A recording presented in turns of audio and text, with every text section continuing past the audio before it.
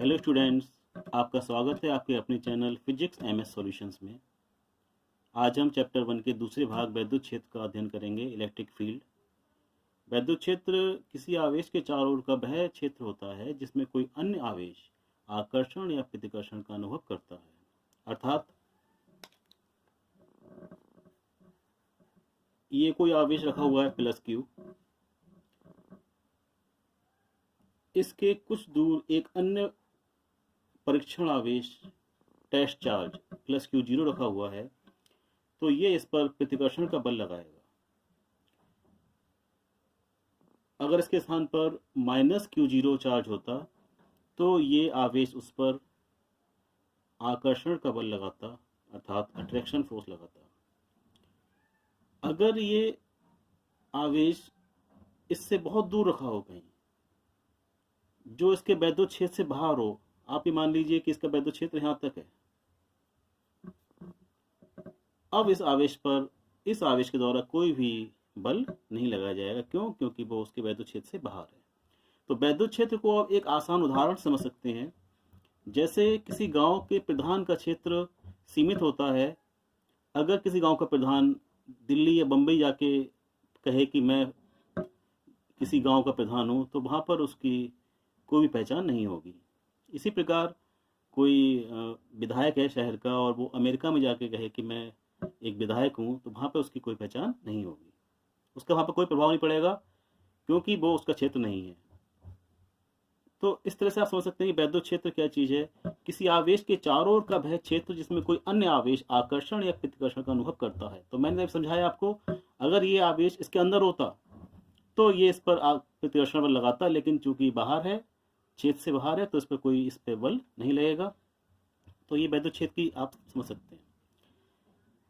दूसरी शब्दों में जो इसकी परिभाषा है वो इस तरह से है, किसी आवेश द्वारा किसी बिंदु पर वैद्युत क्षेत्र उस बिंदु पर रखे टेस्ट चार्ज पर लगने वाले, टेस्ट चार्ज यूनिट बोलना चाहिए यहाँ पे, एकांक आवेश यूनिट टेस्ट चार्ज पर लगने वाले फोर्स के इक्वल होता है। यूनिट से क्या सेंस है ये समझें आप। फोर्स लग रहा है उस पर F, और वो टेस्ट चार्ज हमने क्या लिया है क्यू जीरो। अगर हम यहाँ पे यूनिट टेस्ट चार्ज कहेंगे तो उसे अपॉन में ले आएंगे। ये यूनिट टेस्ट चार्ज पे लगने वाला फोर्स होगा, किसके इक्वल होता है? इलेक्ट्रिक फील्ड यानी वैद्युत क्षेत्र के इक्वल है। E equal F upon Q zero, ये इसका फार्मूला है। फार्मूले से आप यूनिट निकालना सीखें। फोर्स की यूनिट क्या है? न्यूटन। अपॉन को क्या बोलेंगे? पर, और चार्ज की यूनिट है कूलम। तो इलेक्ट्रिक फील्ड की यूनिट आप समझ सकते हैं, न्यूटन पर कूलम। अगला हेडिंग है वैद्युत बल रेखाएं।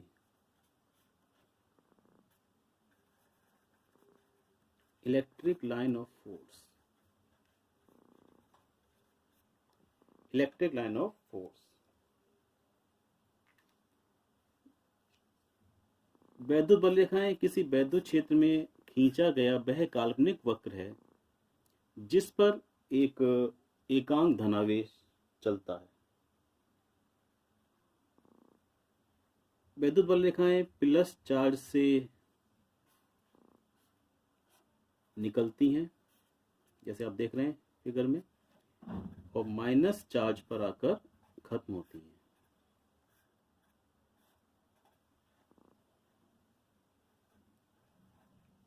इस तरह से दिखा सकते हैं इसको। प्लस से निकलेंगी, माइनस पर खत्म होंगी, प्लस से निकलेंगी, माइनस पर खत्म होंगी, इस तरह से।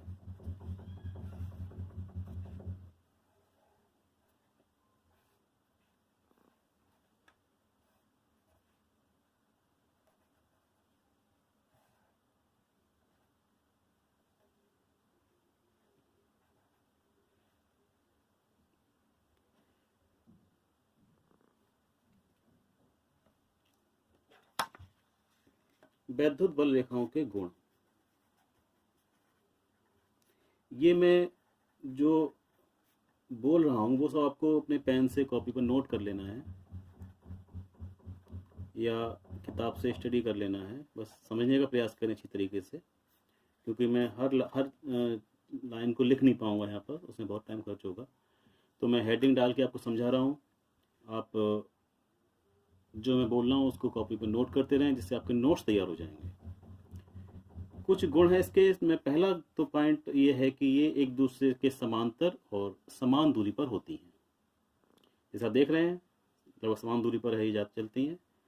दूसरा पॉइंट है कि ये धन आवेश से निकलती हैं और ऋण आवेश पर समाप्त होती हैं। तीसरा बिंदु ये है, ये रेखाएं कभी एक दूसरे को नहीं काटती। जैसे ये की जा रही है, दूसरी ये इस तरह से कभी नहीं हो सकता। क्यों नहीं हो सकता? क्योंकि इन रेखाओं पर, आप इस बात को मैं एक्सप्लेन करता हूं कि किसी वैद्युत बल रेखा पर अगर हम स्पर्श रेखा खींचते हैं, टेंजेंट, तो ये बिंदु P पर मैंने टेंजेंट खींची है, यानी स्पर्श रेखा खींची है, तो ये टेंजेंट इस बिंदु पर यानी बिंदु P पर लगने वाले वैद्युत बल की दिशा को बताता है। अब इस बात को आप यहाँ कंसीडर करें, अगर इस बिंदु पर जो यहाँ पे कटान बिंदु है, पॉइंट ऑफ इंटरसेक्शन है, इस बिंदु पर इस रेखा पर हम टेंजेंट खींचें, वो इस तरफ आएगी। इस रेखा पर टेंजेंट खींचे, वो इस तरफ आएगी। तो एक ही बिंदु पर आप फोर्स की दो डायरेक्शन देख रहे हैं। एक ही बिंदु पर फोर्स की दो डायरेक्शन असंभव है, ऐसा कभी नहीं हो सकता। इसलिए हम ये बात कहते हैं कि ये वैद्युत बल रेखाएं कभी एक दूसरे को नहीं काटती। स्टूडेंट्स, ये छोटा सा डेरिवेशन है। बिंदु आवेश के कारण किसी बिंदु पर वैद्युत क्षेत्र की तीव्रता। बिंदु आवेश, माना कोई आवेश प्लस Q बिंदु O पर स्थित है। इस आवेश के कारण इससे स्मॉल r दूरी पर स्थित बिंदु P पर वैद्युत क्षेत्र की तीव्रता ज्ञात करनी है। तो मैंने अभी पहले बताया था कि प्लस आवेश के कारण जो बिंदु पर वैद्युत क्षेत्र की तीव्रता की दिशा होगी, वो सदैव बिंदु से दूर की ओर होगी। तो वैद्युत क्षेत्र की दिशा मैंने ये दिखाई आपको। अगर माइनस का चार्ज होता तो ये तीव्रता की दिशा इस तरफ आती। r दूरी यहाँ से यहाँ तक है। हमने माना कि कोई परीक्षण आवेश, टेस्ट चार्ज Q0 यहाँ पर रखा हुआ है। इस चार्ज के द्वारा लगने वाला जो फोर्स है, उसे हम कूलाम के नियम का फार्मूला था, जो मैं आपको अपने पिछले वीडियो में आपको पढ़ा चुका हूँ, उसकी हेल्प से हम यहाँ पर फोर्स का फार्मूला लिखेंगे। F = 1/4πε0 K Q0/r²। वहाँ पे आपने पढ़ा था Q1 Q2/r²। यहाँ पे Q1 है Q और Q2 है Q0। यूनिट लिखेंगे इसकी न्यूटन। P पर वैद्युत क्षेत्र की तीव्रता, intensity of electric field on P, E = F/Q0। ये अभी इसी वीडियो में थोड़ी देर पहले पढ़ाया था आपको। E = F/Q0। F की वैल्यू लगाएंगे ये वाली 1/4πε0 K Q0/r² Q0। Q0 से Q0 कट गया।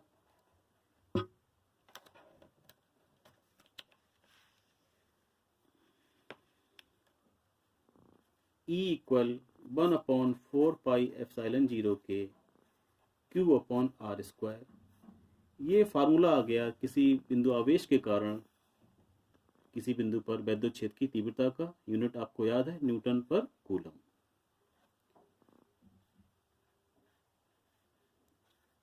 वायु या निर्वात के लिए, फॉर एयर और वैक्यूम, के जो परावैद्युतांक होता है, इसकी वैल्यू कितनी लेंगे हम? 1। तो E रह जाएगा अब 1/4πε0 Q/r²। यूनिट जरूर लगाएं हर डेरिवेशन के साथ, न्यूटन पर कूलम। अगर एग्जाम में आपने यूनिट नहीं लगाई तो टीचर को आधा नंबर काटने का मौका मिलता है। तो ऐसा मौका आप ना दें उसे, ऐसी कोई गलती ना करें, टीचर आपके नंबर काट सकें। वैद्युत क्षेत्र की तीव्रता एक सदिश राशि है, अर्थात सदिश राशि आप पढ़ चुके हैं 11वीं क्लास में, जिनको व्यक्त करने के लिए परिमाण और दिशा दोनों की आवश्यकता होती है। तो सदिश रूप में लिखेंगे इसको, सदिश रूप में। E = वेक्टर लगाएंगे इसके ऊपर 1/4πε0 Q/r²। देखिए यहाँ तक सेम है। यहाँ पे हम यूनिट वेक्टर r लगा देंगे जो इसको सदिश रूप में व्यक्त करेगा। यदि किसी स्थान पर बहुत सारे आवेश +q1 +q2 +q3 dash dash dash हों तो सभी आवेशों के कारण उस बिंदु पर जो वैद्युत क्षेत्र की तीव्रता होगी प्रत्येक आवेश के कारण वैद्युत क्षेत्र की तीव्रता के वेक्टर योग के बराबर होगी, वेक्टर सम के इक्वल। जैसे E1 है +q1 चार्ज के कारण, E2 है +q2 चार्ज के कारण, E3 है +q3 चार्ज के कारण। इस तरह से बहुत सारे चार्ज अगर किसी स्थान पर हैं तो वहाँ पर जो परिणामी वैद्युत क्षेत्र की तीव्रता मिलेगी वो हमें प्रत्येक आवेश के कारण उत्पन्न वैद्युत क्षेत्र की तीव्रता के वेक्टर योग के इक्वल मिलेगी। अब अगला टॉपिक है जो बहुत इंपॉर्टेंट टॉपिक है। इसके बाद दो बहुत इंपॉर्टेंट डेरिवेशंस हैं, वो मैं अगले वीडियो में कराऊंगा, लेकिन वो छोटा टॉपिक और पढ़ लीजिए। वैद्युत द्विध्रुव। वैद्युत द्विध्रुव यानी इलेक्ट्रिक डाइपोल।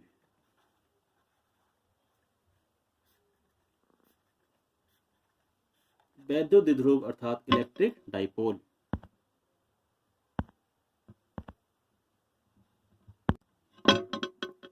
वैद्युत द्विध्रुव वह निकाय है जिसमें कोई दो बराबर तथा विपरीत आवेश अर्थात एक +q दूसरा -q एक दूसरे से अल्प दूरी पर स्थित होते हैं। ये दूरी बहुत बड़ी मैंने बनाई है। ये अल्प दूरी इतनी छोटी होती है कि इनका उदाहरण आप समझ सकते हैं। ये अणु हो सकते हैं, परमाणु हो सकते हैं, बहुत छोटे पार्ट के लिए हैं, मतलब इनका आकार बहुत छोटा होता है।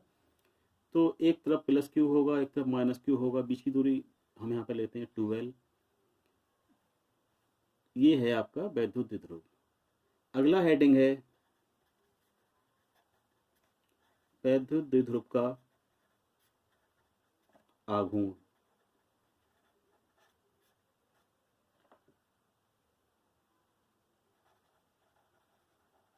Movement of